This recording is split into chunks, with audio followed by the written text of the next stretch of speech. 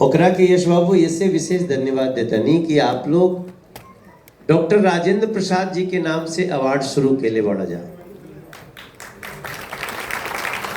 Bhojpuri cinema अगर आज बाटे तो ओकर शुरुआत करे वाला डॉक्टर राजेंद्र प्रसाद जी ही बन।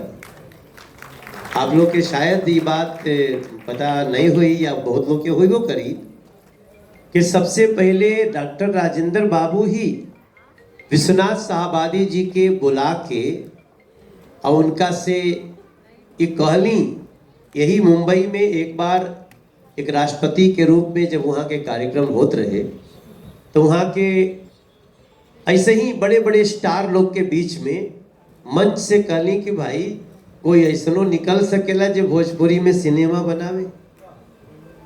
विश्वनाथ साहबादी जी उनके पास अली और बनल गंगा मैया तोहे पियरी चढ़े। तो एकरा के इतिहास के सबरंग अवार्ड एक बार फिर से ताजा कर देले बाटे। देखा जा सब लोग के हम बोलल चाहता नहीं, जैसे थोड़ा देर पहले थोड़ा सा यश थोड़ा सा उदास लौकत रहना, तो कोनो मायने निखे रखत कि के अवार्ड में आवता। एकरा पीछे कबो पढ़बे मत करी जा आप लोग। आप ये देखी कि अवार्ड के जीतता, कौन सिनेमा जीतता, के अवार्ड जाता। ऐसा थोड़ी बड़ी कि दूसरा के नजर नहीं हुई, सब ताक झाक करत हुई के का मिला सबके पता बटी।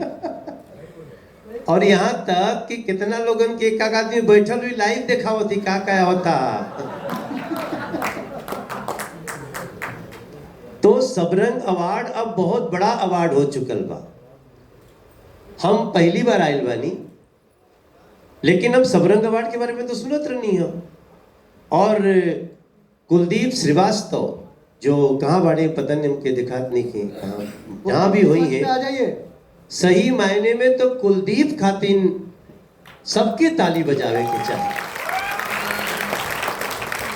चूंकि हम ये बाने कुलदीप श्रीवास्तव, इनके हम बहुत दिन से जानत नहीं और ये अपना धुन के पक्का बाड़े।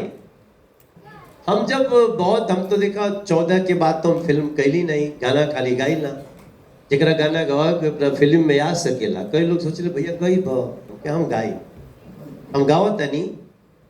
और ओकरे बाद भी हम सबरंग के खूब अच्छा से जानत नहीं, सबरंग के प्रयास। और ये आप जान लो और सारा अवार्ड फेल हो जाए, सबरंग बढ़त रहे शब्द से।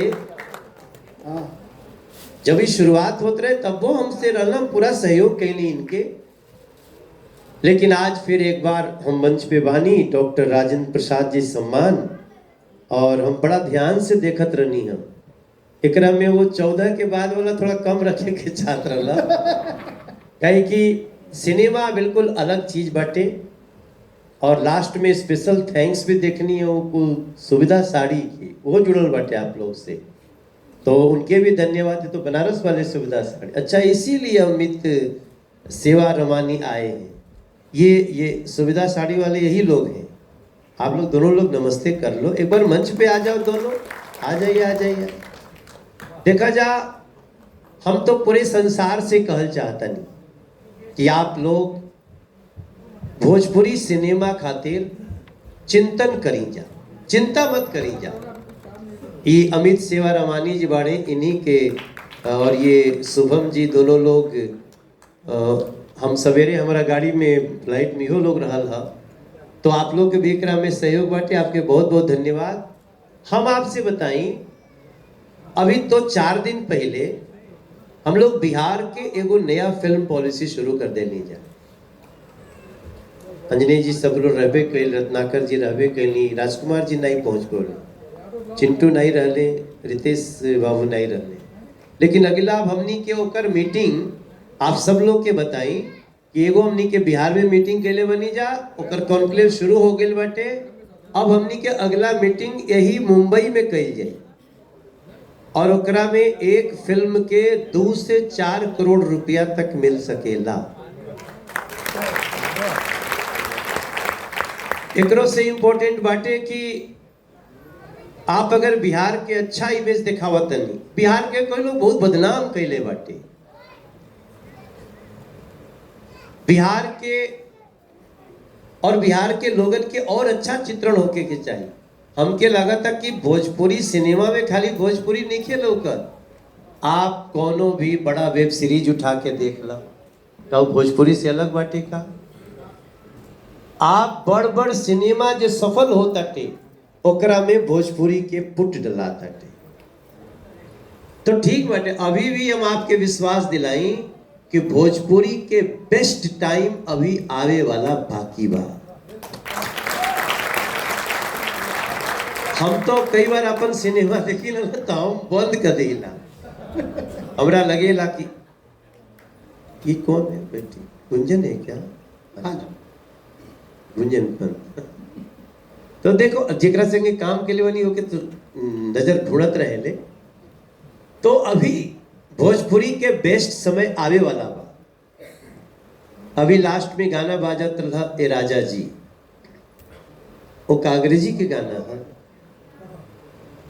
केकरा घर में नहीं गवाइल हुई जब पैदा भइल हो वजह वो क्षेत्र में, लेकिन आज ओकरा के अनुराग सैकिया जो लड़का म्यूजिक के लिए बाटे ओकर स्टडी करे के चाहिए। हमनी के भोजपुरी के लोगन में क्यों का कैले बाटे ओकर जाके, और ऐसा नहीं है कि वो गाना बनावे में 30 लाख रुपया लागल बा, वो गाना बनावे में 3-4 लाख रुपया में बन गई।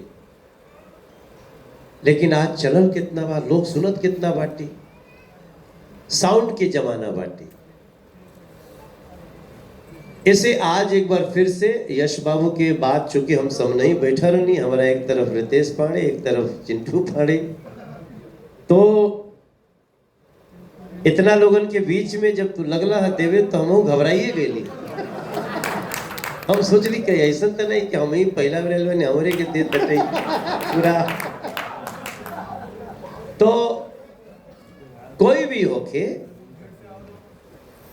हम लोग आप लोग इतना बड़ा कर दो कि लोग खुद ही ढूंढ ढूंढ के आवे कि सब रंग कब होके जाता है। संसार में कबो कोई के बुलौला से कोई नहीं आवेला, अपन वजन इतना बना लेवे के बाटे कि लोग तोरे पास आवे खातिर परेशान होके। Very good. और वो समय आईवे करी, निश्चित रूप से आई। एक बार पुनः हम अपने तो हमरों के सम्मान देहला, तो ओकरा खातिर तो के बहुत बहुत धन्यवाद। देखी जा आप लोग याद रखी जा, जो राजा जी गाना बाटे ओकरा में 2-3 गो लाइन बा, थोड़ा सा स्वर बना दिया हो गावे वाला।